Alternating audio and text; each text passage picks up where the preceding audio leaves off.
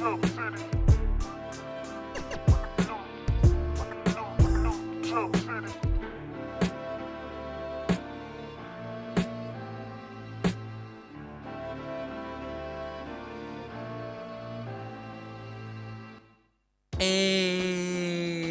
welcome to New Jump City, everybody, where we recap the week in American and Japanese sequential art. I am your host, Christian, the unbiased king, Espinal. And joining me through Discord, it is the man, the myth, the legend, my co-host, it's Joshua. Gangsta Time Cole. It's called Partner, but it should be called Gangsta Time. What up, Chris? What's good, everybody listening? Hey. Also joining us, it is our producer, Edgelord, Big News Brian. Sup, nerds? Hey, we're back, baby. Here to cover some manga. We got Jujutsu Kaisen is back. We got My Hero Academia is back. And very excited to get into it. So let's not waste any time. Let's do the plugs. You can find me at the Chris Espinal on Twitter and Instagram. Joshua Cole, where can they find you? At JD Cole_37, that's on Instagram, and at New Jump City Josh on Twitter. Oh yeah, Brian. Or X. You can find me at b.esp on both Instagram and Twitter. And if you ever want to catch me when I'm streaming, you can find me at twitch.tv/itspunchline. Go find him. Watch him play video games. You can follow the show itself at New Jump City on Twitter and Instagram at New Jump City. And you can email us at newjumpcitypod@gmail.com with any questions, suggestions, anything you guys want us to talk about. And we will talk about it on our pre-show chat show that we do every week, almost. We answered some questions this week. It was a lot of fun. Very excited. You can start sending more because I think we're catching up on our questions log if you have any. So hit us up on the email at newjumpcitypod@gmail.com, or you can comment under the video that you're watching on YouTube. We don't have a full video type of thing, but I do put audio versions of the episode on YouTube. So if you guys want to comment your thoughts on the chapters this week, on anything that we say, our thoughts you want to give opinions on, rebuttals to, questions for the show, please comment, email, all that stuff. And while you're at it, why don't you like and subscribe? Why don't you do that? You like the show, hit that subscribe button. If you prefer audio podcasts, which is pretty much what we are right now, you can check us out anywhere you listen to podcasts, and I mean anywhere, even Castbox, whatever that is, because we're on Castbox. We're on Castbox, bros. God damn, we made it. We really are everywhere. Sometimes I look at I've never even heard of Castbox, and we're on that shit. Yeah, I know. Yeah. I check when I look at analytics for the show, I see that some of our downloads come from platforms I've never fucking heard of. But if you want to check us out, we are on these things wherever you're listening from. So that includes obviously the mainstream ones: Apple Podcasts, Spotify, Pandora. I believe we're on. We're on Amazon Music. So hit us up on any of those things. Subscribe, leave a 5-star review on any of the things as well. That would be super nice, and it would actually make my day. Okay, that's it. That's it for plugs. Enough with the self-promotion. Let's get into the show.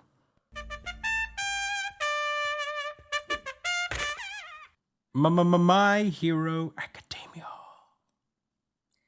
This is My Hero Academia, chapter 427. Who was Tomura Shigaraki really? We opened this chapter, last we left off, we've been seeing a lot of epilogue tying up the series stuff, including, we spent some time with the Todorokis and coming to the conclusion that not everybody is cool with Endeavor, but, it is what it is. Some people have, Natsu has decided to kind of disconnect from his father altogether. Shoto seems to be okay with having a relationship with his dad, and so does Fuyumi. And Endeavor plans on visiting Toya every day. So, it's about as good as ending as Endeavor could get, to be honest.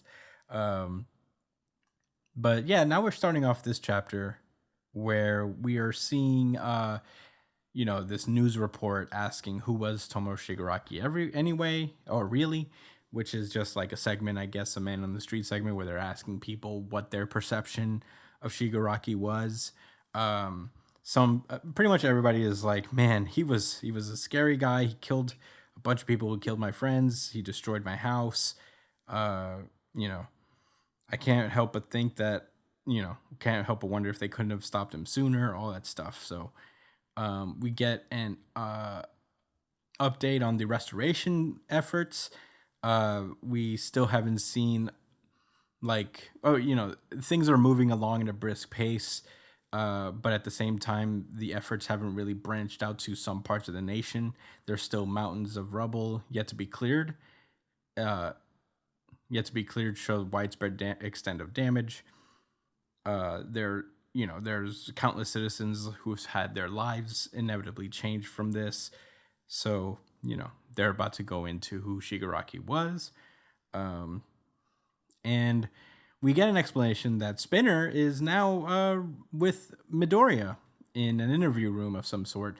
Mushroom Head Doctor Man is explaining that Spinner was in the process of becoming a full-fledged Nomu because his body was unable to withstand the 2 quirks he got from All For One in the final battle.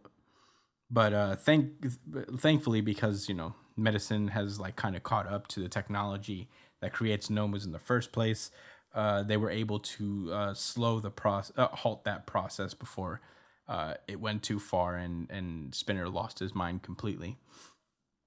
So Spinner's gonna be okay. We see that Spinner starts kind of poking at Midoriya, saying that it's pretty shameless of you to strut on in here, murderer. And Midoriya's like, man, I'm not here to deny that, And Spinner did not take kindly to that. He's like, oh, cool, you come here to kick me while I'm down? Because Midoriya also reveals that he has intentions to deliver Shigaraki's final message to him. And Midoriya does so. He tells him that Shigaraki says that even to the bitter end, Tomoe Shigaraki kept fighting to destroy. And, there's a little moment where Spinner's taking that in, and he's like, he really told you to say that? And he said, yes, to you, Spinner. He's like, me? Oh, yeah, Toga and Dabi, too. Oh, and Compress? And he's like, nope, just, he wanted you to know that. And then Spinner starts breaking down a little bit, talking about how Shigaraki was his shining hope and how he meant so much to him, at the time that he was being oppressed for being a heteromorph. And Shigaraki really inspired him that he could actually make some change in the world and make his world a little better. And as he's saying all this, he's turning into his giant bulk body form. And as the doctor's about to go call for help, because, it's getting to be a dangerous situation, Midoriya tells him to stop. And Spinner's in his full bulk body form. He's just so big he can grab Midoriya's entire body in his hands. And between Spinner's perception of Shigaraki, we also get the people's reaction, where he's saying that the audience is not very sympathetic to Shigaraki. Obviously, there's people who are saying that hey man, there's an ongoing investigation by authorities revealing that he had quite a tragic past, and there's somebody advocating that figuring out the root cause matters, but let's not turn this into some sob story because we don't want sympathizers to crop up and start shit again. And at the same time, Spinner's saying that he really connected with Shigaraki through video games, because Shigaraki would always talk in kind of gamer speak. He would always revert to things as the final boss and losing and winning levels. He was a League player too. Yeah, he played LOL. Yeah. Which was the biggest crime of all, in my opinion. The worst thing. That was the worst thing Shigaraki ever did in this entire series. Yeah, he dominated at LOL. No, he was just a League player. He was that was it. That's all Simply it was. existing as a League player. But yeah, as this continues, Spinner starts to calm down and actually reach his like sorrow, and he shrinks back down as he was saying that Shigaraki was his very first friend. Midoriya says like, "Hey, Shigaraki told me he needed to be a hero to you guys, and that the League of Villains held a special place in his heart. I'm sure he felt the same way about you as you did him, which is why I think he wanted to let you know." And Spinner is like, reflecting upon himself, saying that he got caught up in the frenzy, and at some point he stopped dwelling on the idea that there was a point of no return. But he didn't act fast enough, and maybe if he did, Shigaraki would be alive today, basically. And the news report ends with saying that like maybe the next Tomoe Shigaraki or All for One is out there waiting in bated breaths. We have to keep an eye out for that next threat. And at that point, Spinner, as Midoriya is leaving, asks if the heroes are going to keep fighting. And he's like, "You're probably all going to forget about Tomoe Shigaraki and the League. It just smiles and good time for you." And and Spinner declares that he's going to write a book detailing the life of Shigaraki and about how the League of Villains live to destroy. A book that'll stick it to the Hero Society forever and ever. The past never dies, and I'll spin the tale of Tomura Shigaraki. Midoriya suggests that Shigaraki actually makes it a comic book. And he says, "Don't worry, I won't ever forget." I mean, he has a gigantic scar across his face that will prove that he'll never forget this shit. Spinner sits back down and he has a message for Shoji, actually. He refers to him as his octopus pal, but he says that tell your octopus pal to give life all he's got. And that was interesting. We get another scene closing up Chisaki's storyline, weirdly enough.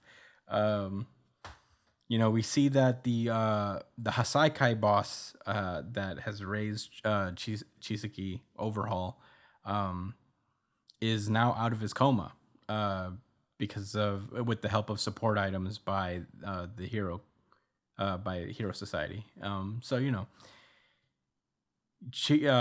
Overhaul is just like, "Whoa, you were not supposed to come out of the coma," and he's like, "Man, too bad for you. They're making huge strides with support items, and I ain't your boss. The gang's done and gone." And he's pissed because he told him never to stray from the path of humanity, and now look at him. He said, "I was always there reaching out with a guiding hand to teach you not to head down the wrong path. But, once I went to the coma, I guess Chrono never talked back to you." And Chisaki starts crying, and he's like apologizing. But, the boss ain't having any of it. He's like, "Too little, too late. It's Eri who deserves a lifetime of your sorries. But, it doesn't matter because she's going to forget all about you. But I will make sure that you will never forget," basically. So I guess he's going to jail with him. I just realized that Endeavor and Overhaul's kind of character arcs are two like different ends of the same thing, right? In what way? It's like Chisaki is kind of like somebody who hasn't really faced the horrible things he's really done, and Endeavor's the one who's actually accepted that and is looking for atonement, right? Oh yeah. Like he like it feels like Chisaki is trying to find an easy way out of his guilt, while Endeavor is just he's not looking for a way out. He's looking for a way to make amends with what he has left. You know what I mean? Yeah. And it's also like, I don't think Overhaul feels like legit remorse on Eri's behalf. I think he just feels guilty about the boss because that's the only person he really cared about. So it's more like, I feel like he's just like sad that he got caught, essentially. It's more that feeling, more than feeling any type of way about Eri herself.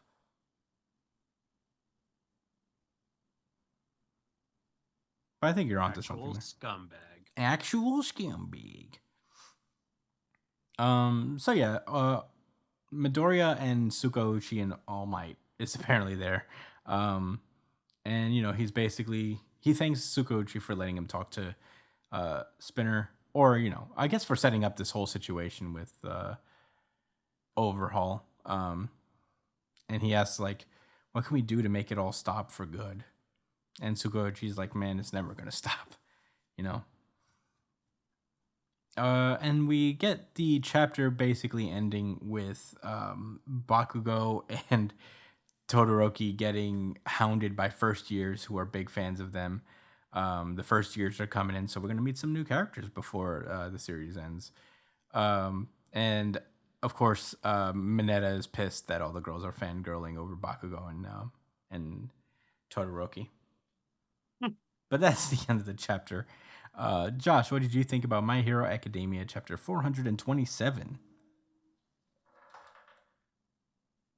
Uh, yeah, I didn't know how to feel when I first read this chapter. Um,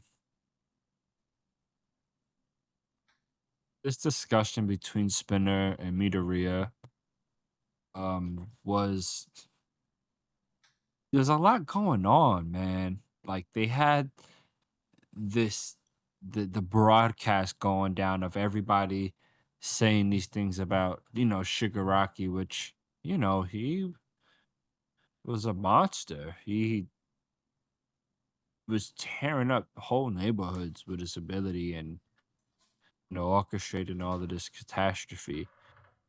Granted, he was a victim. I wouldn't, I'm not gonna take that away from him or nothing. But I understand why all these people are saying these things. You know, if I got my apartment blew up, I'm not trying to really talk on the news about, yeah, well, I'm just glad we're all alive. I'm like, man, fuck that nigga Shigaraki. You know what I mean? And fuck his mother too. That's I feel like all of us would feel that way personally. We'd all be upset. Yeah, no, we wouldn't So be super I defending him. right. So I guess I was to be honest confused at what was trying to be accomplished here. Spinner really cared about Shigaraki because they went through a lot together and related about a lot, on a lot of things. And, you know, I- at the risk of sounding contrived, I guess what I could say is that, look, these could have been regular kids that loved what they love to do and, you know, kids who felt like outcasts because of regular society because that's still pretty basic behavior. Even if everybody's having a good time, there's still going to be in and out groups and immature behavior, especially in school and stuff like that, or before people really grow up and mature. Anyway, I guess all I'm trying to say is that, like, I get it. He was a human. Shigaraki was a human in his eyes. Everyone else is calling him this humanless monster, which he did act like, but at one point he was someone that could be considered a friend, and you know, et cetera, et cetera. All life has value. It's a tragedy that their lives got transformed in such a way that they made these decisions. Um, I it think would it's have. also. Oh, sorry. Go ahead. I'll just finish this and then I'll let out because I don't have much more to say, so I'll throw it right back to you.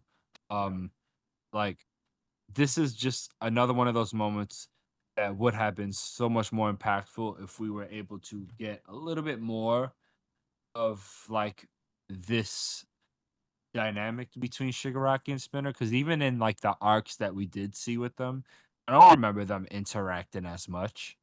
To be honest, correct me if I'm wrong. At least not so much more so than like anybody else in particular. Shit, if anything, Compress was his man 100 fucking grand. As far as I was concerned. But all right, those are my thoughts. What was you gonna say, Brian? I think it's also kind of like I feel like this might sound a little crazy, but I feel like Shigaraki won. Just because his whole idea was to destroy Hero Society, and he kind of did that. Like the Hero Society as we knew it before Shigaraki doesn't exist anymore.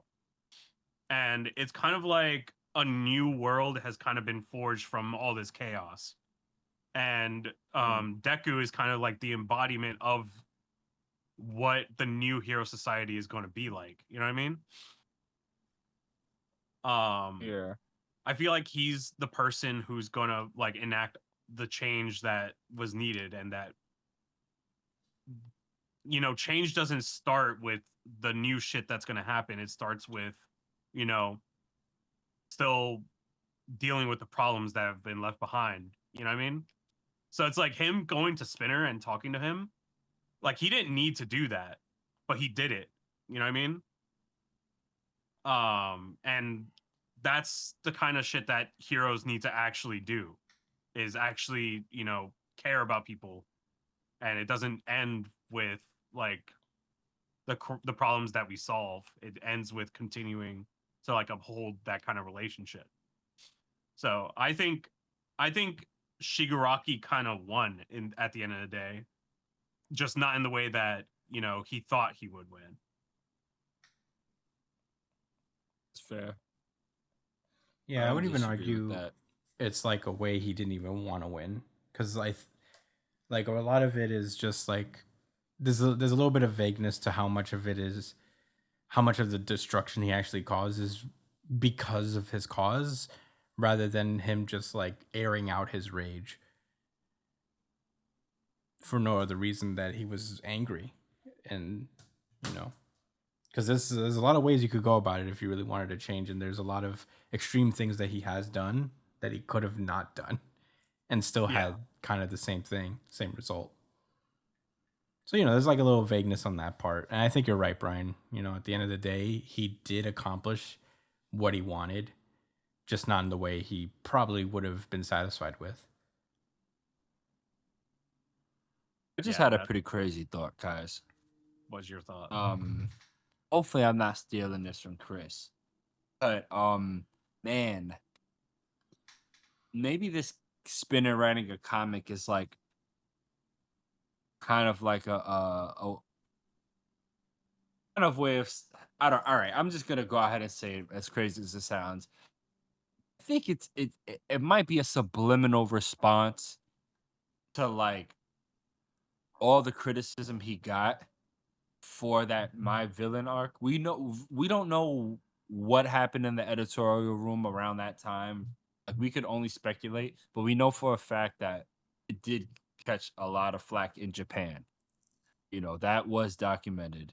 So perhaps this is like a subliminal response to like, yo, like y'all didn't even want to give me a fucking chance to try to craft this story, to really tell it the way I really would have liked to give the care and time and attention to even these characters because it's important.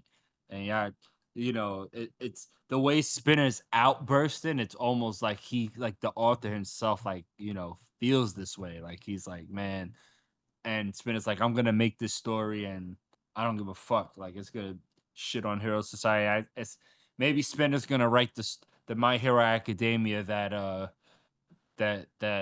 this guy, what's his name again? Horikoshi. I forget the author. Horikoshi really wanted to write. The story that Horikoshi Perhaps wanted. this is yeah, maybe that's what's happening here. And I think with that context, this is actually pretty dope, pretty poetic.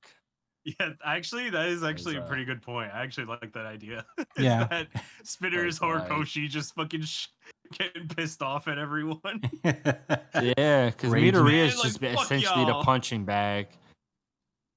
And I'm because otherwise I'm like, man, what you want Midoriya to do? He's about to kill all of everybody. Well, probably not everyone, but a lot of people. He wanted to kill him, that's for sure. Mm-hmm. Like, bro, grabbing me up. So I don't know. I think I'm hoping there's more of a meta take to this, a meta perspective from the author. Mm. Um, yeah, I mean, I wouldn't have thought of that. I think it's an interesting idea for sure. Um, Yeah, I'd fuck with that.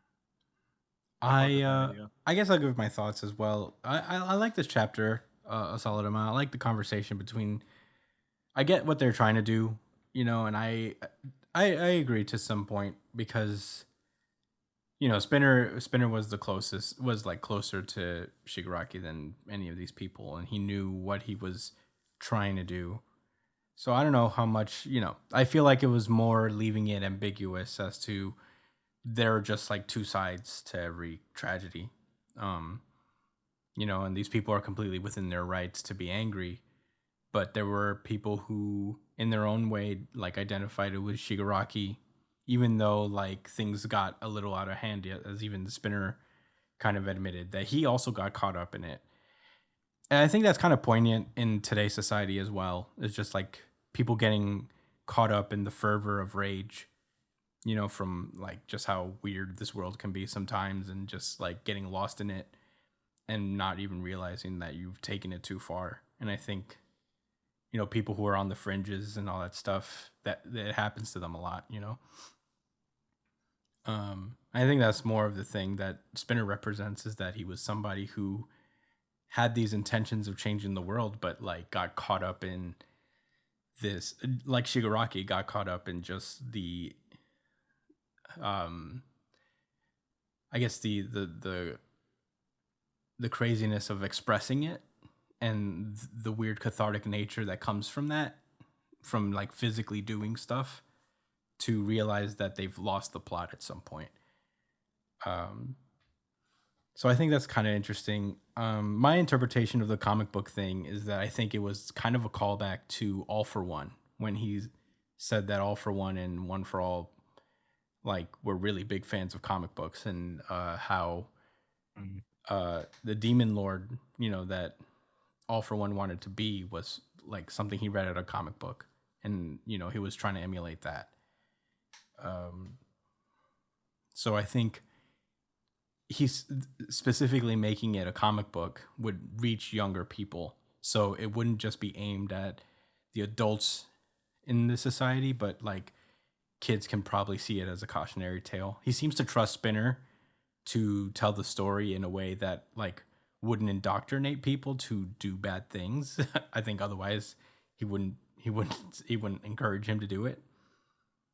Um but yeah, that's my take on it, I imagine.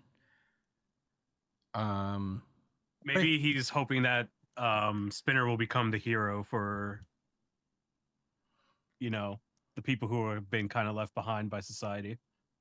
yeah, it's a kind of like a be a reminder type of thing. Is like, hey, sure, make sure we don't forget, you know? Cuz I think like Midoriya is saying that he won't ever forget goes for him, but he can understand how in time people will unlearn this lesson, and Mhm. things will like revert at some point. So Spinner's book would in theory be a reminder of everything that happened and all the strife that like was underwent by specifically the structures at hand, because Spinner's going to talk about how Hero Society affected him, or like society in general. So it'll be something.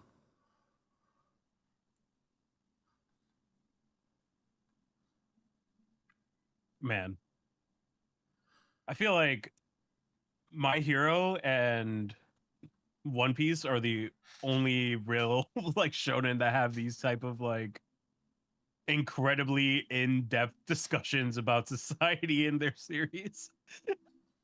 Yeah. I'm gonna kind of miss that, to be honest. But it'll probably be somebody else at some point. Yo, I just had another thought. So like at the end of the chapter, he's talking to Brian's favorite character, Detective Sukauchi, and he's like, like, oh, thank you, detective. And the detective's like, oh, of course, this is a much better option than making Erie relive that nightmare. Yes, they're referring to Chisaki staying in jail. Whatever. Yeah, I'm actually kind of confused But then about that. Midoriya. What's more puzzling is like Midoriya is like, what can we do to make it all stop for good? And the detective was like, it's not going to stop. And he says, well, we could ask Hawks to drum up an army's worth of heroes. And it was just a joke. And then they cut. Oh, so I don't really understand this conversation at all. Were they talking about making her nightmare stop? Making like, and he's saying like it's never going to stop. Like, what is he? And Well, then I they talked think about drumming up an army of heroes. I think What is my he hero. I talking think about? I almost called him my hero. I think Midoriya was more referring to like kind of everything as a whole, like all of the like shitty things that are happening right now in general. Yeah, I think he was more referring to that, and Tsukuyoshi saying is like, man, it'll never end. There'll always be trouble. There'll always be like a problem. Um, and the drumming up of Hawks, drumming up an army's worth of heroes to mitigate that is just kind of a joke. It's like, oh, we could just like get an army of heroes to be everywhere all the time, make sure nothing happens ever. But obviously he's kind of joking because that's impossible. yeah. All right. So that's a. I was kind of thinking it might be from that perspective, and instead of catching that attitude with that very passive attitude, that the Detective Tsukauchi has, I think like this is a little bit of a foreshadowing. I called like a couple chapters ago that I felt like Midoriya, like because he doesn't have his powers and because of the way he reacted to that upperclassman speech about like the effects that teachers have on like the students. I think we might have like a skip to the future where like Midoriya is a teacher, everyone else is doing things, and Spinner's comic book is out or something like that. Yeah, I mean, I wouldn't be surprised if that's the It's last chapter of My just an Hero. idea. I wouldn't be Yeah. surprised if all of that was like, in the last chapter. So,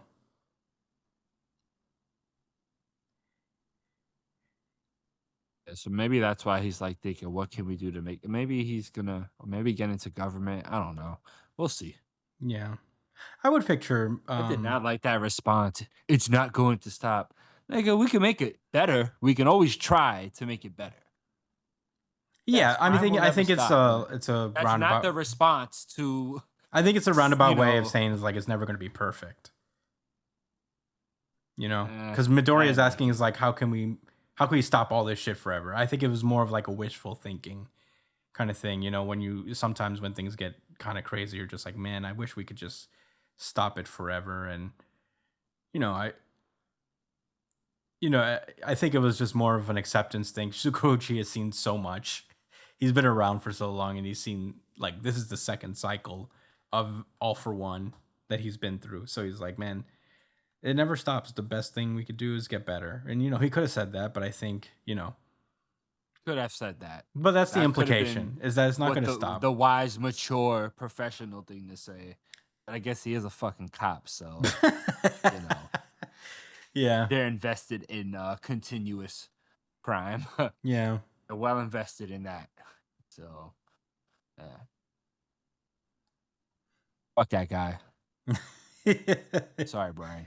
Sorry, Brian. He's tearing apart your favorite character right now. Can't believe No, that's this. your boy, but that's nothing personal. Nothing personnel, kid. I mean, did anybody else care about this whole little Chisaki thing? Age and a half? I appreciated that they. Raise your hand if you care. I'm not I raising my didn't hand. really care. I appreciated. I Yes. respected the fact that he came back and tried Chris to. ain't raising his hand. He's saying things, but his hand isn't raised. Yeah, my hand is Doesn't not matter if you raise raised. it right now. I was. None of us cared. It is what it is. I mean, I wasn't like I didn't expect it at all. I wasn't sitting here thinking like, what are they gonna do with Chisaki? It was trash. I wouldn't say it was trash, but Would you say it was trash? no, it was fine. It was just a page. It was offensive. I'm It got me all riled up. okay with. Detective Tsukauchi Hey, said look. that I was already in that state of mind. I was already confrontational after Yeah. that offensive nothing burger ass page and a half. No, I'll say this. I took it as like, oh, Horikoshi's closing, tying up all the loose ends, all of them. Even the ones we don't give a fuck about. Yeah, I didn't expect anything about Chisaki, to be honest. I just accepted he's probably going to be in jail. An I would armless, have loved like a an armless I don't know. dweeb, just like in jail. When did he lose his mind? You know, I don't even want to have a discussion about this, man. I'm ready to move on. He lost his mind when Unless y'all have anything left to say. he lost his mind because he took such an L of such magnitude when he Epic lost in proportions. his arc. Because not only did he lose everything he was working for, he lost both his arms to Shigaraki. Yeah, he got his arm back for compress, and then the other arm just for like the get back, like Yeah, just just as a fuck you. So he had no arms. He had no arms whole this time? whole time. No, from after the overhaul arc and until now, he had no arms.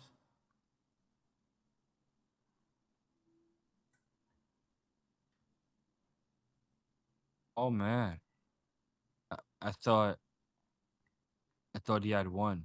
Nope, Man, I guess I'd go crazy too.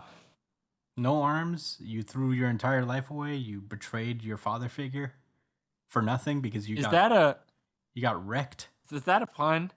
Was that What? on purpose? What was? Lost his arms, threw his life away. It was not. It was not intentional. I imagine. I feel like he would need his arms to throw his life away. So Well, exactly. But if you don't have arms to do it, I should have. If I Pretty much your wanted life it to is be a thrown pun, away. I would say threw his life away, lost his arms. that's wrong. You know what?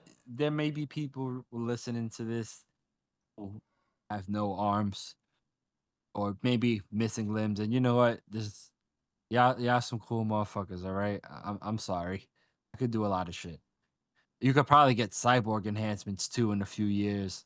I can't do that because I'm mostly broke. And I have all my limbs. Yeah, I don't But think if I did have the money and I did lose some, I would do it. I would get that. Yeah. I would get that. And I Unfortunately, my support everyone that insurance wants to doesn't do cover that. cybernetic arms. Oh, not at all. Nope. I do get $125 off on contact lens though. Oh, sick! I don't have. That's I don't think pretty I have cool. optical.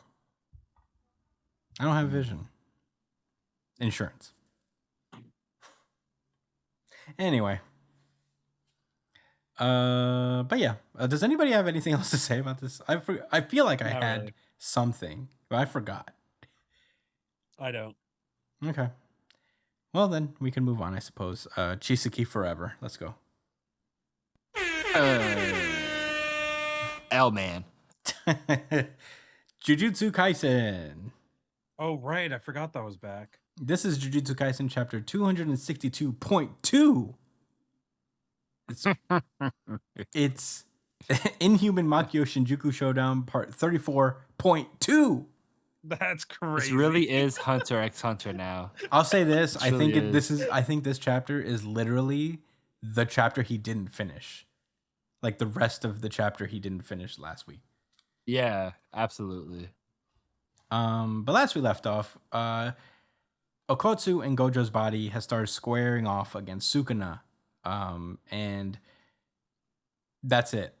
We got 9 pages of that. They both opened their domains and now they are fighting. Rika was crying. Yeah, Rika is holding the corpse of Okotsu and crying. Oh my god. I mean, it's his corpse, but he's still alive. Chill, bro. He's still alive. He's a living corpse. It's just she's holding his body. That's it. His body. No, he's dead, technically. He has no brain. It's still a body. He's a brainless mass. His head is cut open. Look cold at it. as ice, Chris. I'm only cold because he's alive. There's nothing to be cold about. He's alive. Rika would not like you, bro. Rika would like She me. wouldn't appreciate any of this. I would tell Rika, yo, Rika, it's okay. He's alive. He's over there. How long, bro? Well, that question has yet to be answered. Yeah. Speaking of which, they're fighting it out. They're duking it out. Sukuna is using domain amplification to get close to to get to Okotsu. So now they're just like fighting. I keep I keep saying Gojo and getting mixed up. Okotsu is still like trying to put together how to counter that, because the reason he didn't do this, Sukuna wasn't so bolden when he was first fighting Gojo, is that Gojo had countermeasures to the domain amplification. So he's trying to like figure out how to get past this. And he's thinking to himself that Rika didn't come with him because his body can't use the copy techniques or any other curse techniques that he has through copy. So he can only use Limitless at this point. He's also noticed that ever since Sukuna lost his left hands, he hasn't been able to use the slash that cuts the world that killed Gojo initially. So the only way he can defeat Limitless is using domain amplification. So he's still got the advantage in terms of the fight. And we also know that he's not used to fighting in Gojo's body because Gojo has far more reach than him. Specifically, he has abnormally long arms and legs. So he's getting used to fighting in the body of a guy who seems to be significantly taller than him and lankier. Okotsu tries to do something a little different. He's starting to think to himself, like, Limitless curse technique always looked omnipotent and flawless, but it's way harder to use than I thought. He tries to use one of the Limitless techniques and it misses. And he's just wondering to himself, like, man, how long did Gojo have to train before he could say that he was the strongest? And Sukuna is basically, he's smelling the blood in the water. He's like, oh, he seems to be having a tough time with this. He's playing Jujutsu on hard mode. And he's, thinking to himself how, like, Kenjaku told him that Okotsu's curse technique is copy. And he's starting to wonder, like, okay, so his Shikigami is not here. So if she's not here, can he use the other curse techniques? Should I be worried about them? He's like, even if he can, I've grasped the other copied curse techniques, and Limitless is merely a side effect of Kenjaku's curse technique. So I already confirmed that he can't simultaneously use copied curse techniques. So he can't use anything other than Limitless. And now he's starting to wonder, I was like, okay, but how long does this last? Can he maintain that body after Kenjaku's curse technique finishes? Could it be that Okotsu is not thinking past this fight? And he's like, then I know what I should do. And there's like a big explosion thing happening there. Oh man, my page is loaded. I'm farthest away from the Wi-Fi in the room I am now. So I get it's tougher for me to see it.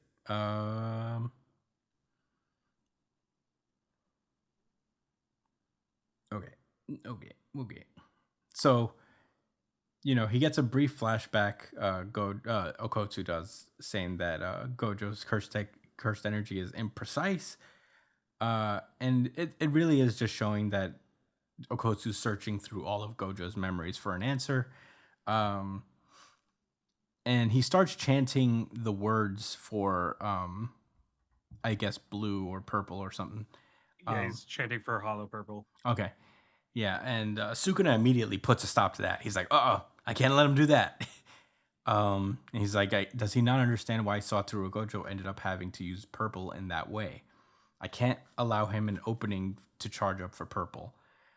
Okotsu starts to think to himself that he may be still on guard for against copy and curse techniques other than Limitless, but I bet he doesn't think that I can use two copy curse techniques at the same time. So while this curse technique is easy to counteract inside Unlimited Void, it might just work. And then he says blue, and in that exact moment, a tape recorder falls into the domain, and Sukuna sees it, and it says "Don't move." And we see that Inuzaki, right? His name is Inumaki. Inumaki. Inumaki has recorded himself commanding "Don't move," and that freezes Sukuna in place. Inumaki coughs up a ton of blood because stopping Sukuna must take a lot of cursed energy. And Sukuna realizes, like, oh shit, this is from the actual guy. And the chapter ends with not Gojo, goddamn it, Okotsu firing off a hollow purple. And wow, that is Jujutsu Kaisen chapter 262.2. Josh, what did you think? This is crazy. This is crazy. This is awkward. Okotsu in Gojo's body is a crazy twist, but it's just so weird. You know, Gojo, him, this is that GG spice that he likes to throw on, like on his chapters every now and then, where he gives a little over explanation. Like, I ain't gonna lie, Okotsu not getting used to Gojo's like limb distance. I guess that's that makes sense, and it's smart that they added that in. Was I a little bit annoyed? Sure. But it's not a big deal. But anyway, I am so happy that Numaki had to get a little shot in, like help with this assist. There's no way this hollow purple connects with Sukuna and kills him. That's just this. Come on, man. Where's your nothing in my optimistic mind. spirit? You don't think so? I don't doubt think it, he's too. gonna. I doubt I don't it, think too. Sukuna's gonna die on chapter 263 0.2 or 262.5. Yeah, Yeah, that's something fair. like that.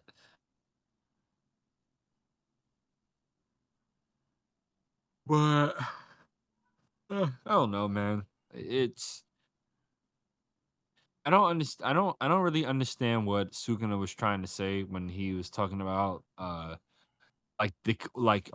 does he not know the conditions that led to him using hollow purple? And I don't. Was he trying to say that in such a way like, oh, does he not know how to use it in general? Or No, does he not know how he set it up against me? Because they watched it, he's seen. No, he's basically saying that like he can't just bust out hollow purple like that. He's kind of dumb for it's like basically like forward smashing and just charging it up. You know what I mean? Yeah. That's basically what he was doing, and that's like easy to counter. So he's just like, why the fuck did he do that? Like, I think he low key felt kind of insulted that he would go for it in that manner. But he does not understand why Satoru Gojo ended up. I see, because he's trying to use that shit in his face, and he's Exactly. So he's just okay. maybe he's just a little disappointed. Maybe he's a little disappointed in Okotsu for trying to do that. Does he not understand? I don't know if he's disappointed, but he's more like, man, he really thought it would just be suck. sweet just because of Gojo. Yeah. He's like, you can't just use purple on me. You gotta figure out some smart way to do it because I know about it. I'm just curious how Sukuna is going to get out of this one, because he is going to get out of it, but I'm just wondering how. Nah, it's over for him. Oh, they caught him. I mean, they got him. I don't know how the fuck he gets out of this one. Maybe he's gonna like break out of the shell of his body like undead. He can leave like his skin. He's gonna make a binding vow. Yes. I bet it has something to do with binding vows. Or maybe he has Megumi tank it again. Oh my god. Just turns back into Megumi and kills him. Yeah, and then he just switches back. He's like, "Yep, I did it again. Yo, that would be crazy. Yep, I did it again." Oops, I did it again with Megumi. What if Yo, at that the would end of be this, insane. what if at the end of this, Sukuna puts his cursed energy into Gojo's body so that it's Okotsu's brain, Gojo's body with Sukuna's cursed energy. Jesus.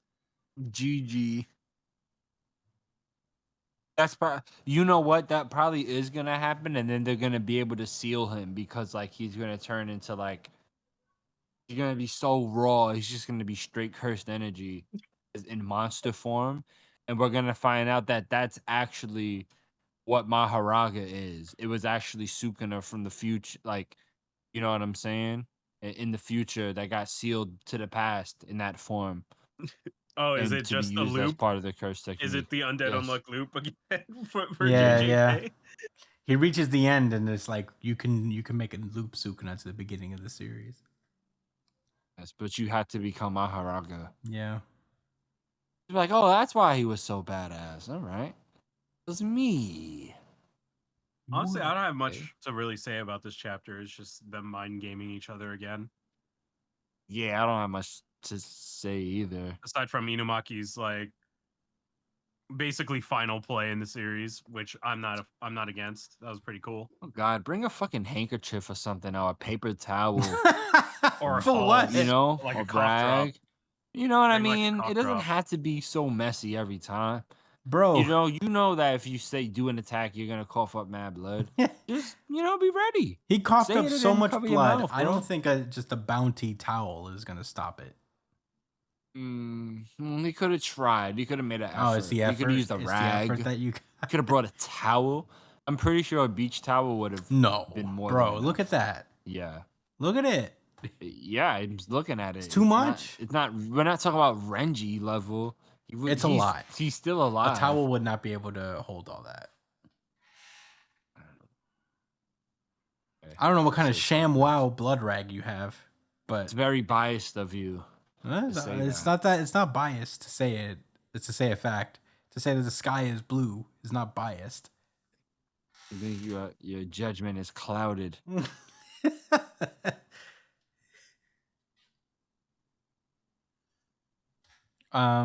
Okay. I do want to. Do you have thoughts? I do have, I guess, a little bit of thoughts. I do think it is interesting that they're putting the nerf on Okotsu, that he can't just use Gojo's body as he wanted.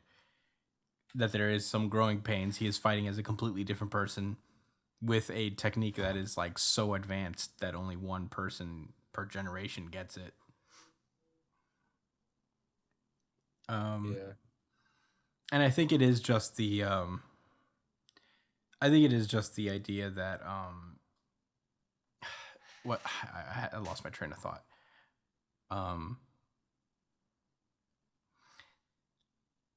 That it wasn't so simple as to just get into Sukuna. Yeah, that wasn't just so simple as to get into Gojo's body. Is that even Gojo had to make adjustments to his technique in order to even go up against Sukuna. Yeah. Like, he couldn't just use purple. He had to, like, really maneuver and find a way to use purple in a way that would actually catch Sukuna. And this is Sukuna who's already fought Gojo once. So he kind of knows all of Gojo's most, like, crazy tricks. So... Isn't that really the issue though? Because that's exactly how I looked at it.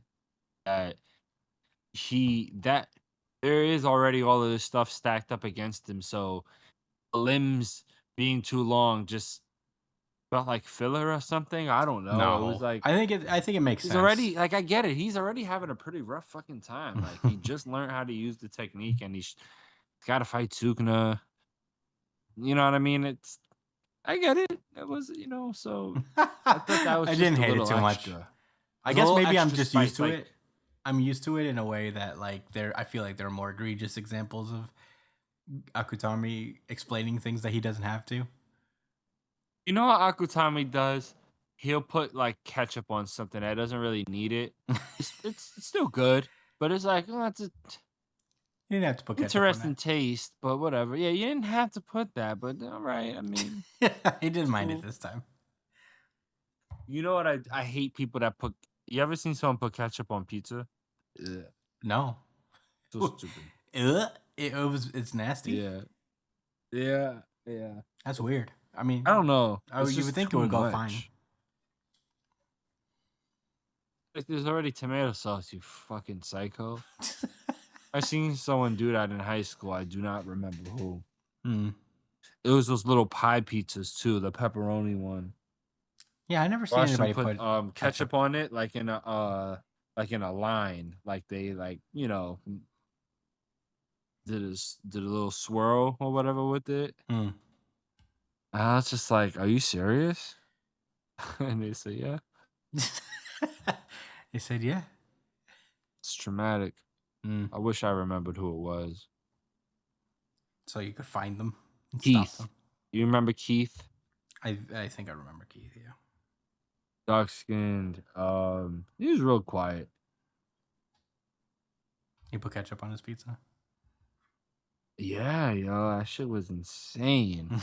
But he loved it, so more power to him, I guess. I would have loved to see your face when he put on a pizza. I know you had like a face on. I thought he was like being funny or something.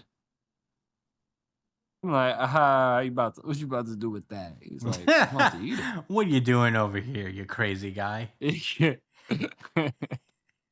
Yeah, like that was the demeanor I like said it in. Look at this guy, always And then, goofing but to off. my surprise. Always goofing around. It's a crazy world we live in. Yeah, ketchup on pizza. Yeah. I have a I guess question. a more If you- adequate example would be ketchup on a hot dog. Even though that's like a known thing, people put ketchup on their hot dogs. It's actually unnecessary. Are you sure about that? Yeah, it's much better with mustard. If you don't like mustard, then I understand putting ketchup. But if you like mustard, throw some mustard. You know, maybe some I like ketchup on some onions. I'm not gonna be mad, but you will be judged if you go to certain hot dog places. Man, Did fuck you know them. that? Yeah, I watched something on the Travel Channel a long time ago. It was like reviewing like the top. I miss the Travel Channel on Cablevision. I don't know if it's still around, but they used to have like top 10 like food places and shit around the world and all of that. And like they did one for hot dogs. Of course, Nathan's one, number one, the Mm. one in Brooklyn, of course. But man, at almost every place, like there was a few places where they straight up was like they will not give you ketchup. At most, like they'll leave it like outside by the counter, like for you to pepper yourself. But like they was like if you ask them, like there was like this spot in Chicago where if you ask them, oh, can I get ketchup on that hot dog? They're not gonna be like, oh nah, there's some over there. They're just gonna be like, no, we don't do that. Well, then I guess I'm eating I'm somewhere telling you, there else. were some places that didn't have ketchup at all, and they're like, you got to bring your own if you want to do that. But you gotta like most of the places had like mustard and like the onions and the relish. Oh, that's so good. Like all of that sauerkraut. Yeah.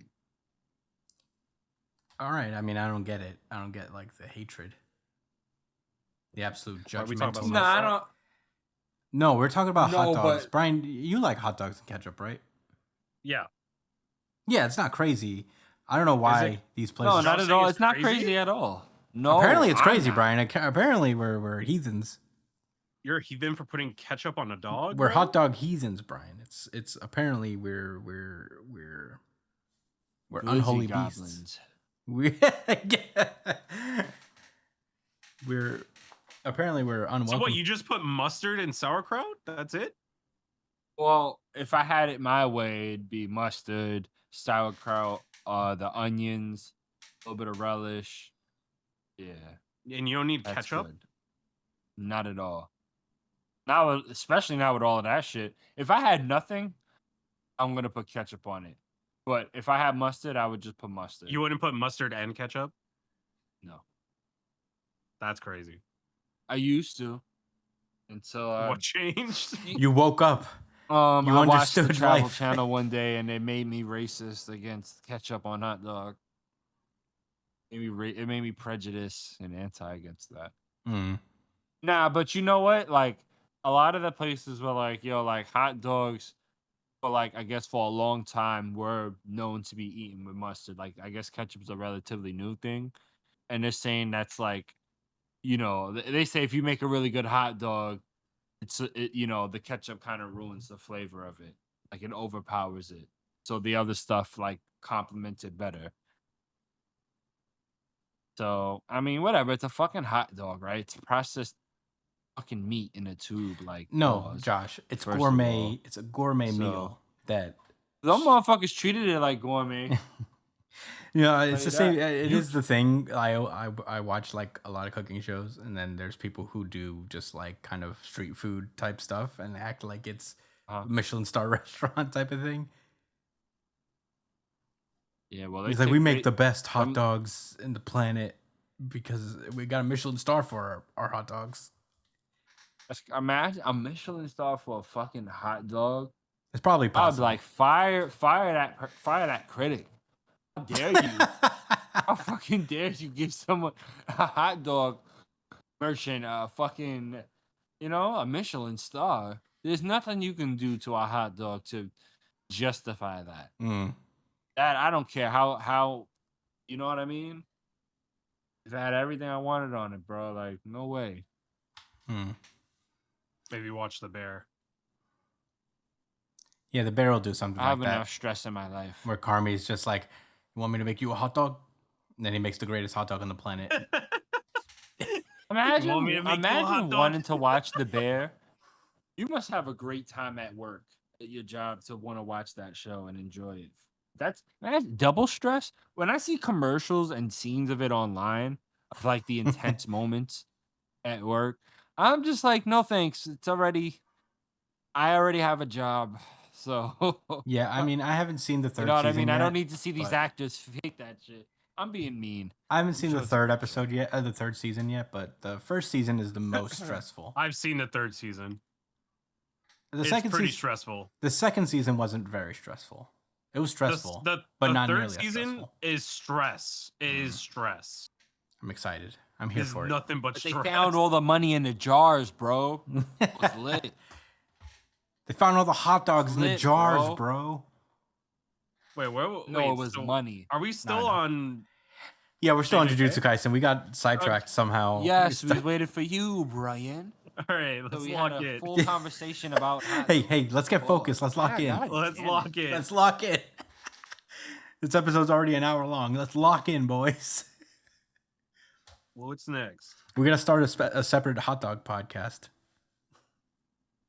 All right. All right. Well, I guess that's it for Jujutsu Kaisen.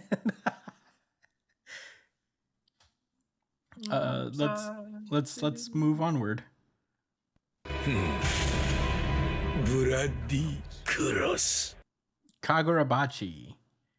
All right. Brian's right on time to cover Kagurabachi and toss it You over think to your you. dad Okay. sucks? So the chapter starts off with the Sazanami dad sitting inside of his little rock igloo that he has with his little with the sword, and he's just His like, "This is igloo of my despair.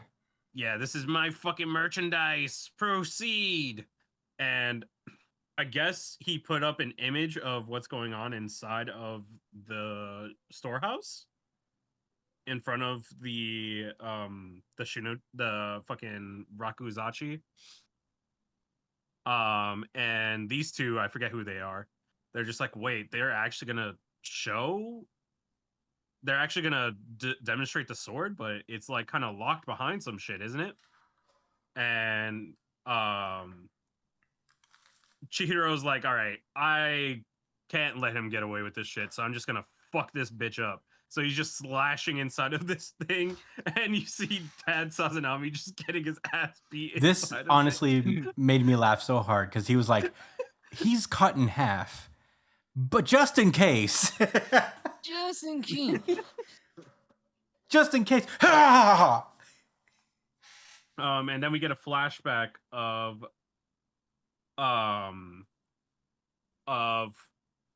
you know, Chihiro and Shiba talking, and they're just like, the Hishaku put the Shinuchi up for auction in the first place.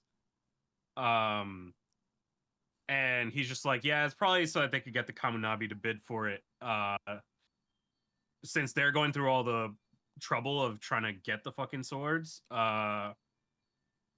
they, I guess they're making it so that it's harder for them to get it.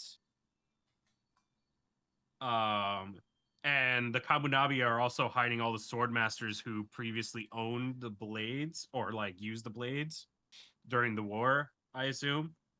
And I guess since these sword masters are alive, they have like authority over the swords that currently exist. So if they get control of the sword, they might want to move the swordsman who owns the Shinuchi, right? Did I read that correctly? So what they're saying is that like they want the Kamunabi in theory to get it, because if the Kamunabi have it, then the individual members of the Kamunabi will be at odds with each other over how to handle the swords. And there will probably be just some internal conflict that, you know, they're trying to breed infighting within the Kamunabi. I see. Is what I got from it, at least. So next page we get a flashback within the flashback, and it's Chihiro thinking back to his dad talking about the Shinuchi and the fact that it is the most unique sword of the remaining swords that he created. And that's why it's more protected than the others. So the Shinuchi has a seal that makes it so that it can only be approved by the three big shots of the Kabunabi. So essentially there's like, in order to get to the Shinuchi, you need to break the seal, which would take at least 10 years to break. And then you would also have to kill the person who previously used the Shinuchi as well, in order to really, you know, gain access to the blade's full power. So Shinuchi is a big fucking deal sword. And then we come back to the beginning. We come back to like what's going on currently, and Chihiro's kind of looking inside of the crater that was created by Dad Sazunami. And he looks inside and the box is open. What? How the fuck did they do that? And we cut back to the main villain guy, and he's explaining that it's been an intense 3 years. But he managed to break open the box with 3 years, when originally it stated that even the greatest sorcerer in the world would take at least 10 years to break it. So that's pretty fucking crazy. And one of the other guys, they're just asking, yeah, but don't you want to be the one who will open it? And another guy's asking, but will Kiora use it? Which is Dad Sazunami's name. I finally figured that out in this chapter. And the boss guy is like, yeah, he'll use it. He lives for the Rakuzachi, and if he's driven into a tight corner, he'll use it. He'll use that bitch. But the reason why he's letting him use the sword is essentially he wants to see what's going to happen when somebody who doesn't have primary command over the sword, how they'll react when they use it. And we get a little cutaway to the master swordsman who has command over the Shinuchi, and we see Kiora behind Chihiro in a very like kind of ominous kind of standing, and he's just saying, now what will happen? And so begins probably my favorite stretch of pages in this series so far. Because goddamn, it's so fucking cinematic. Chihiro kind of turns around and what's his name? Hiyuki? Haruki. Oh no. Haruki. He's just like kind of standing there watching. You see Kiora with like pitch black eyes, and Chihiro's like, and it's a incredibly detailed close shot of the Shinichi, and it's like it's kind of on the forefront behind it is Dad Sazanami's fucking bloodied clothes from the battle, and from the blade a little droplet of, I don't know, I guess energy, like sorcerer energy, kind of plops out, and it's from the perspective of the drop. It's like the drop falling down on top of the original user of the Shinichi, and him reacting to the sword finally being used. He says Magatsumi, and as the droplet hits the ground, a giant pool of darkness just blooms from underneath him, and these withered fucking plants start to grow around him as a butterfly comes and lands on his hand, and boom, a fucking giant explosion of fucking like a giant bloody butterfly kind of appears behind him, and he's just like, I couldn't draw the sword, but even just commanding the very tip of its power, how wonderful. Like, this is just an insane display of strength, and this is just the beginning of it. Like, this, he doesn't even have full control over it, and it almost seems as though Kiora isn't there at that moment, and he kind of blitzes towards Chihiro, and they clash blades, and Chihiro kind of realizes that he didn't even draw the sword. The sword is still in its sheath, and it's still cutting. And Hakuri is kind of just like, damn, this is like really fucking bad because we're on the wit's end. And behind him, somebody in like high heels steps over, and she says, "Hey, what's the situation?" And it's Hiyuki, the fucking flame bone, is here to fucking help out in this battle, and that's the end of the chapter. Josh, what'd you think?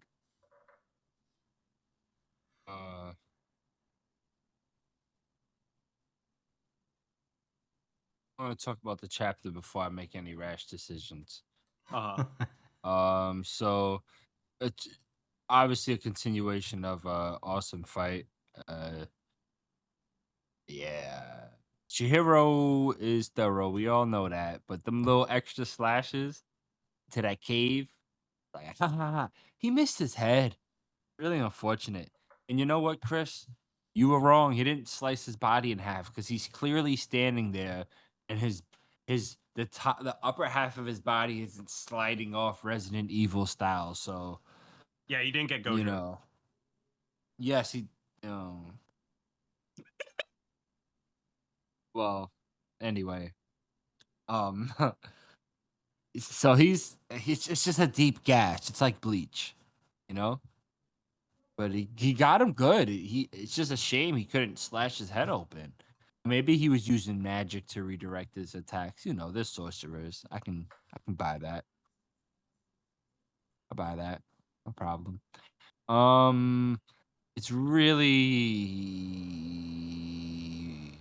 what's the word I'm looking for? I don't know how to interpret the original sword user saying Magatsumi while the power activates. Was he like allowing it to activate? Was he like, That's what that's what the like, go ahead, implication or was he is. just saying the name? I think Or was he just saying the name of the sword? the name of the sword is 'Cause Shinuchi. he's like, oh, so what is Magatsumi? I think it's So a Maybe technique he of some sort. feels it being used. no, because what's the name of Chihiro's sword? Because I Enten. guess all of them. Okay, so he has Enten, but there's techniques that the swords have themselves, right? So I think Yeah. Enten has like, you know, Kuro or some shit like that. Like the little fish. So I guess that's just an activation of the technique. So I'm guessing that what happened was that the original owner of the blade kind of has control over this guy's body. Has control over Dad Sasanami's body, is what I'm guessing. I don't know. I don't Because buy he said, that. I think he's still conscious, and he says he couldn't draw the sword, but even still, like, he feels the tremendous power of it. So I think it's still him in there. It says wonderful, like as if it's him. You know, another guy probably would have been like, I can only draw out the tip of its strength. No matter, it'll be enough for you, small fry. Yeah, You know, one of those. I think the original master would be Damn, able I to draw read the a lot of sword. manga. So Yeah, even if he's taking over someone's body. I mean, did you see his eyes? it could be that he just activated the ability. Yeah. But god damn.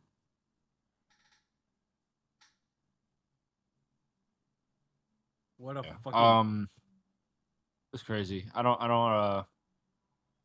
I don't have too much other thoughts. This is not my RGC. It was close though. Mhm. This was epic. Chris, what are your thoughts? Yeah, this is my RGC. This is mine too. Certified RGC. Certified RGC. Certified RGC. It was also very close for me, but this was just like this is such a just like a well paneled manga overall. Like, just the structure of it was so cool. I'm very excited to see how this turns out. The Shinichi has been built up for so long, so it's kind of cool to see it in action finally.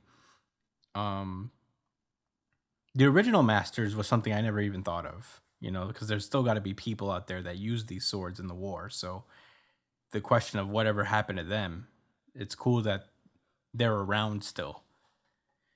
Where their allegiances Yeah. are and who they are is a mystery that I'm excited to find out. But this guy looks terrifying. Yeah, I've never seen a butterfly look so scary, Yeah. intimidating. Yeah, so I really like this chapter. I mean, there's not a whole lot to say because a lot of it is just like building the ambiance for the Shinichi, but I think it was very effective in that way and establishing certain things about the politics in this world and how the idea behind this whole thing is to kind of breed some kind of infighting within what is essentially the peacekeeping force of this world. So you know, it's interesting enough. I'm excited to see how this goes. But those are really all my thoughts about it. I just really liked how well this was paced and drawn. So the Hishaku are the evil sorcerers, and the Kabunabi are the good sorcerer, quote unquote good sorcerers. Right? Yes. Okay. Got it. Say like the Marines of this world. You know, if you want to say that. If you like a governmental force. Okay. That makes sense. Were those all your thoughts, Chris? Yeah. What did you think, Brian? This is my RGC. Ooh. Certified RGC. Oh, hold on. Certified RGC. Certified RGC. Certified RGC. And it's primarily for pages 10 to 17. Pages 10 through 17 was honestly some of the most beautifully constructed paneling I've seen in a long time. Like, just the way that everything kind of unfolded, it was just art. It was legit just fucking art, bro. Like, oh my fucking god. Like, the perspective of the drop hitting the ground into the fucking master, and then all these fucking, like, withered plants kind of growing out of the ground, and the butterfly going into the like, come on, man. Like, this is phenomenal. Phenomenal shit. Like, oh my god, I was genuinely He like, created a garden for the butterfly to emerge out of it and become the power. Like how like, that god was that damn. was cinematic. I was Honestly, like, this is it's beautiful. It's just beautiful. I There's had to no other read it a way to couple say it. times, And even with the like really see. even the panel with the sword, the page with just the sword, with so much detail, it just felt like it was something of incredible significance just happened when you see that fucking sword. And the sword itself looks intimidating. It's just the hilt. We don't even see the full blade. And it's this intimidating. And god damn, just this series just continues to fucking impress every fucking week, bro. Like, come on. This guy is the fucking truth. He's the truth. God damn it. Make a fucking anime for this series. Everybody read this shit, please. It cannot, this shit cannot be canceled. I swear to God, it can't. It won't be. Read this fucking series. It won't be canceled, bro. news for you, bro. I'm really excited to see Hiyuki come into this fight too. It's gonna be. Oh, Brian, were you around when I read the rankings for this week's chapter? No, I don't think so. It was number 2 What was it? No fucking way. Let's go. from 13. Baby. God, this series is so fucking different, man. I'm so glad that we're seeing this. Not even just that we're covering it, that we're reading this shit. Mm. This guy is so good. I made a good call when I said, "Hey, we should do this." But yeah, those are my thoughts. Fucking Kagurabachi excellence, bro. The future is in good hands. Future is in good fucking hands. That's all I'm gonna say. Mm. All right. Do we have any rebuttals? Anything else to say? Nope. Alrighty then. Let's move on. This is just some really murderous shit. Undead Unluck. And with that, I'm gonna swing this one over to Josh. Undead Oh, wait. Unluck. I gotta Chapter hide. number. Oh yeah. Yeah, Brian's reading it. Okay. Chapter number 213, Recollection. Last week, we wrapped up the arc where Fuko gets to meet her parents again, and where we got to meet her parents for the first time. Actually, pretty nice. Turned into like an idol competition, kind of out there, very Japanesey, but I'm here for it. And they were overall successful. Fugo's parents is basically locked together now. They're definitely gonna be together and end up having Fuko, and that saves Fuko's soul from cracking and fully leaking out. So yeah, fun times. Oh yeah, and they also got the Negator unchased. He just scooped her up actually, and I think that's why she's really bad right now. Because cutting to this week's chapter, Fuko's basically touching base with some of the union members. She's like, yeah, like I feel like stronger now. Like I was leaking out of energy after that fight with Beast, but I'm good. I feel even stronger now. Uh-oh, watch out. Fuko getting stronger. Karuru was choking out Julia again because she was probably the one that abducted her. And Karuru don't know these people. She ain't with the shits yet. So yeah, anyway. Fuko's thinking to herself, like, oh, we everything went really smooth. Like Soul was trying to interfere with us getting Karuru and my parents getting together, but it all worked out. So like I guess things are fine. She basically is thinking that maybe like there's something she could be overlooking, but I'll have some thoughts about that later. Fuko gets a call from Layla and the boxer dude, I think, right? Yeah. I forget his name too. Damn. I forgot his name. I almost forgot. I almost called him Void. Creed. Oh yeah, Void. Yeah. Oh yeah, Void. He was like the first one after Nico. Like yeah, they with Void and Layla, they ended up adopting Bunny from an orphanage. who ends up being Unbax, the bunny rabbit. She still says Agoo, which I don't know. I don't know what that is. I thought that was like a rabbit thing, but she's not a rabbit right now, so I don't It's like a understand why baby it's like thing, you know. that. She's like a really young kid. I guess I say so. I'm gonna be honest with you, I'm up. I be malfunctioning. Can't move my mouse. Why can't I move my mouse? That's really oh, there we go. Okay, now it's working. Okay. Anyway, they're like, all right, so Fuko's like, damn, like even that went smooth, like, all right, whatever. Like, now's a great time to finally spill the beans. And she gets up and starts talking to like the negators that are with her, like right now on the King to One cloud.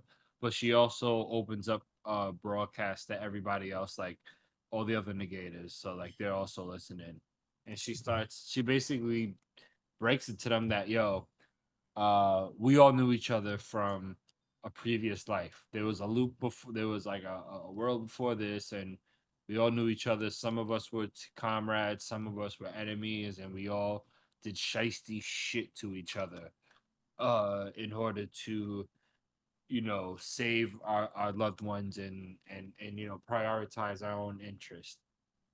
um However, at the end of the day, we like every single one of us came together to fight off like God, and every one of them came to the conclusion that Fuko should be the one to head to the next loop.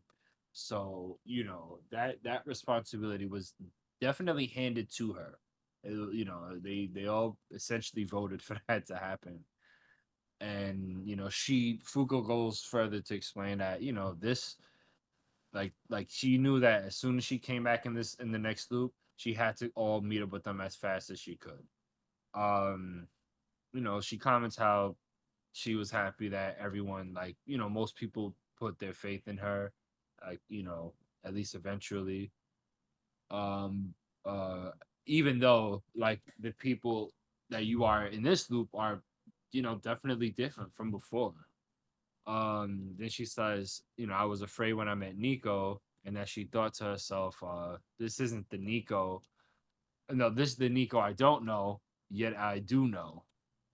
And that was, it was a silly way of putting it, but she also admits, like, did I phrase that weird? Well, either way, that's how I honestly felt. But she was glad. She thought it was really cool that even though like these people were like fundamentally different in a lot of ways, they still had the core essence of who they were from the previous loop. And I guess that made her feel more comfortable and even happier that she could befriend them again. So yeah, and then she goes on to say, look, like she figured if I could prevent the tragedies, nobody would have to fight and we could all become friends. Just like that. And Billy comments to himself, wow, that's really something else. And then she says, and now we have all our teammates except one, the negator known as Untouchable, Tatiana.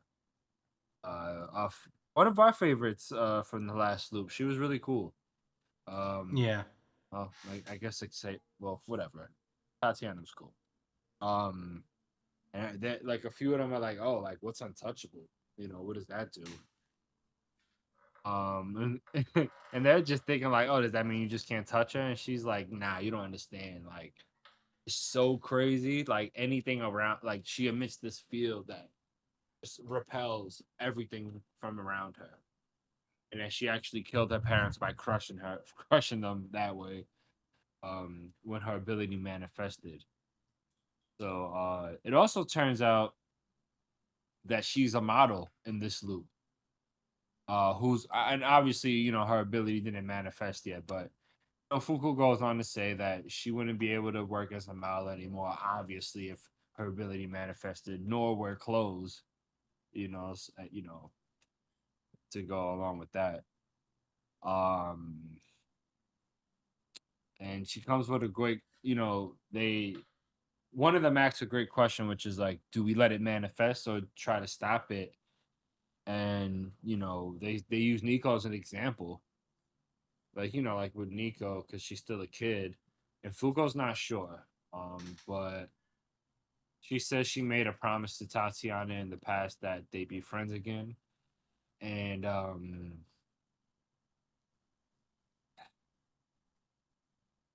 she just has faith. She just has faith that regardless of whether her ability probably will manifest or not, or whether they know the right decision or not, she knows the right thing to do is for them to meet up and see her, and at the very least try to make her remember the past. As like she wants to do with everybody else. So she says, I've been meaning to talk to everyone about it, to use the artifact remember again, which will make everyone remember their previous memories from the loop. I don't remember if it's for all of the loops or just this loop.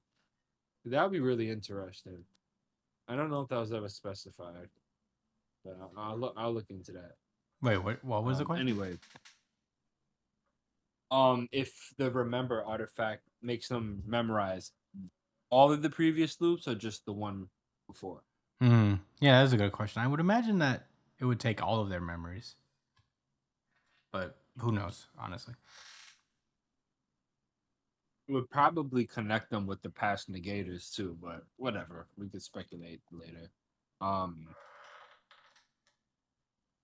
See, Billy says remember is the artifact that awakens memories from previous loops. So you're fine. So I don't know. He said it with an S at the end, not from memories from the previous loop, but previous loops. So, or maybe you can choose between. I don't know, man. So they're all. She's like, listen, like this is gonna come with a lot, like past responsibilities, regrets, and repentance. Like well, rather she didn't want those things, those like feelings lingering around when she made everybody like remember the past. So she, that's why she wanted to like be friends with everyone like before doing that. And then ultimately together with the team, she put together. She wants to create a future where neither the 10 superior rules nor God exist, and we can all smile together. The greatest future. So what do you say? May I use remember? And they're all like, yes, absolutely. Let's go. I want to remember all that shit. And she's like, bet. All right. So let's go get Tatiana first, and then we're gonna do that. And that's the end of the chapter. Chris, give me your thoughts. Man, I really like this chapter. This was pretty much my second place. I liked how she broke down. It's nice to hear. Yeah, we're like kind of reaching. Well, I don't want to say this, but we are kind of like inching towards kind of the end battle here. Where the zenith. Yeah, we've pretty much got all the pieces almost together. Once this Tatiana arc concludes, I imagine what's left is getting Andy back and preparing to fight God.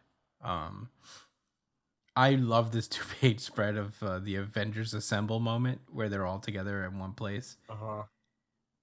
About to fight all these guys. Yeah, that was really cool. So this is the biggest like cast of protagonists I've ever seen.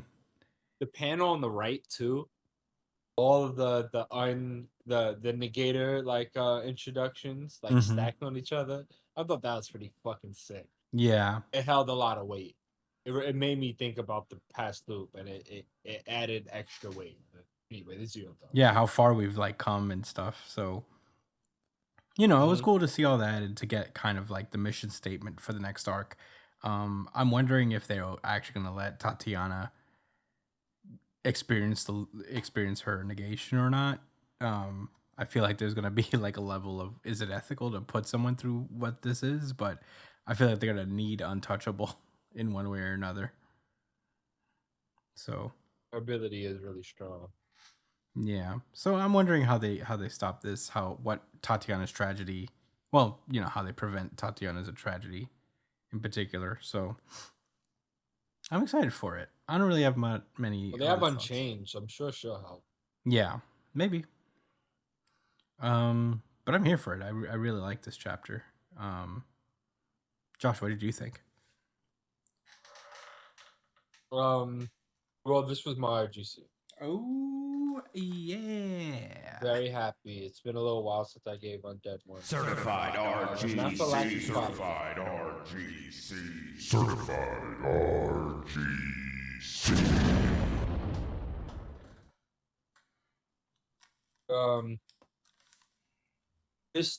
This chapter, you know, if you didn't know what Undead Unluck was really about, and this chapter should spell it out very easily for you. Fuko is a character that appreciates the thing she has so much, because she just didn't, and that's not different from a lot of other like you know, main characters in most of these stories we see. You know, a lot of them come up from humble beginnings to becoming more confident in themselves and loving and respecting of everything and those around them, and you know, ultimately understanding like, hey, like I would never be who I am without the people around me. But Fuko takes this. No, not Fuko. The author Yoshifumi Tozuka takes it further with Fuko by, you know, making her dedicate her all into, you know, preserving those relationships that she built and cherished in the previous loop. Through real hardship. I mean, a lot of them were her enemies at first. And not just like the members on Billy's team when he betrayed the union and all that. I mean, like even not Billy, Andy and Fuko was fighting against a few of the union members before they finally pulled up to the agency and Unjustice was like, nah, you're good. Actually, maybe you could help us. You know? So like I remember that. And it it just gives a lot of weight to the things that Fuko is saying.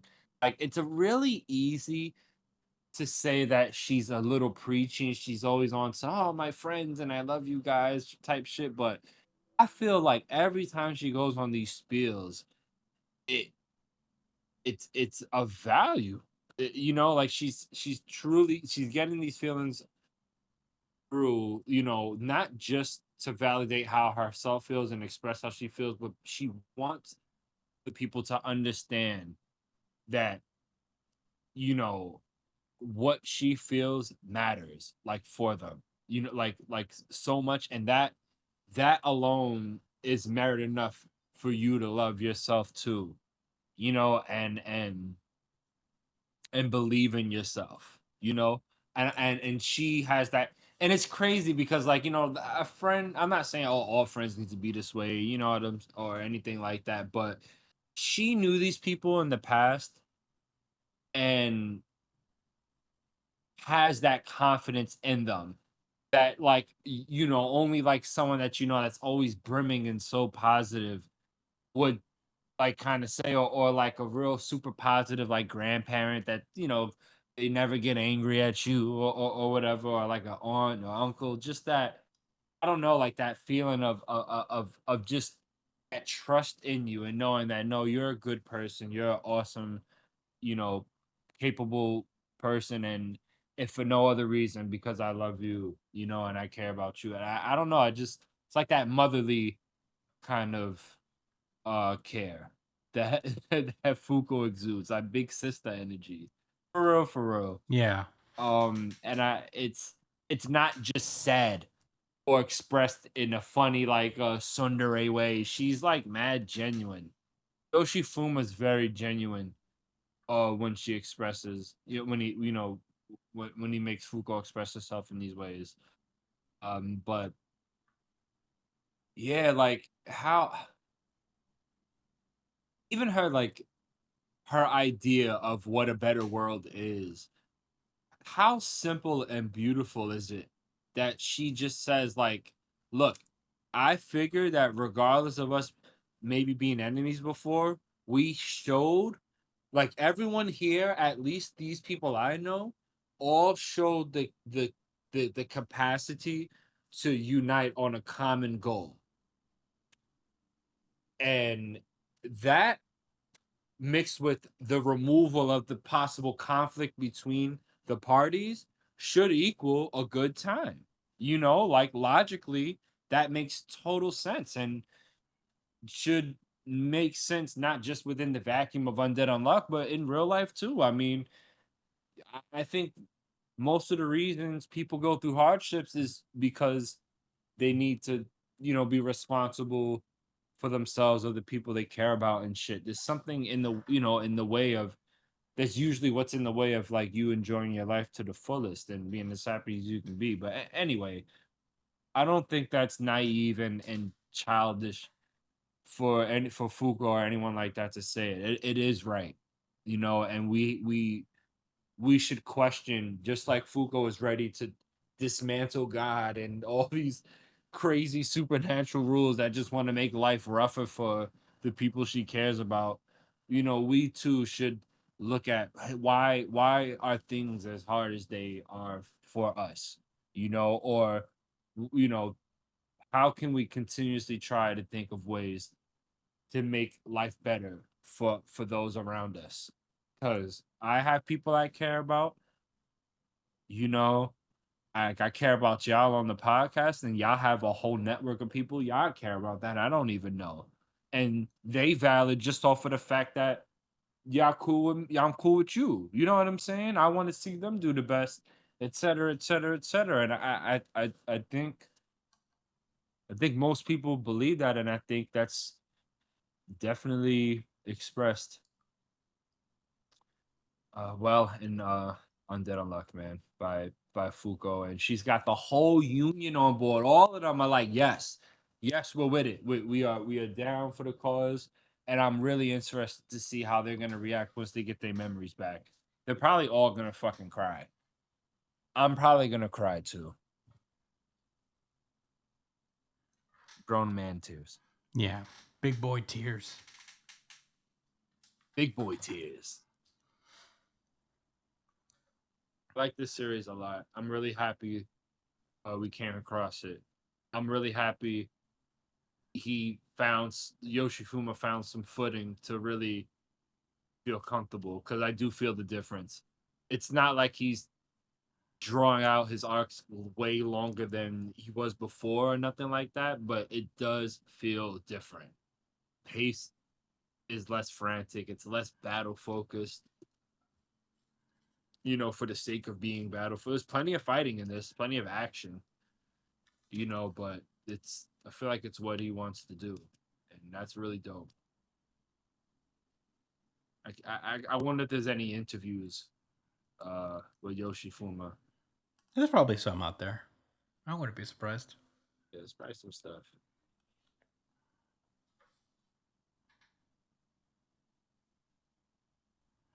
Yeah, no, I thought that was like a really good breakdown of it.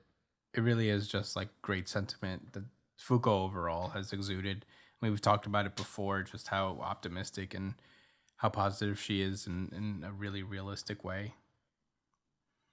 You don't see that much in Jump anymore, just like the optimism of it. Just like we can do it type of deal. So it's nice to see in Undead Unluck. Yeah. But were those all your thoughts? It is, man.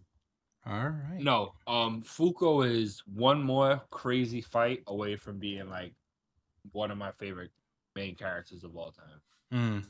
She already is, but maybe taking that number one spot. Oh, wow. I don't even know who has the number one spot right now, to be honest. Maybe Luffy, I guess. I don't know. Maybe. Anyway. All right. Well, that's everything. Yeah, that has been Undead Unluck, and that has been our show. Thank you guys so much for listening. As per usual, you could find me at the Chris Espinal. Oh, Brian's back. You can find me at the Chris Espinal on Twitter and Instagram. Brian is at b.esp on Twitter and Instagram. At twitch.tv/its punchline. Josh is at jdcole_37 on Instagram. at New Jump City Josh on Twitter. Follow the show at New Jump City on Instagram and Twitter.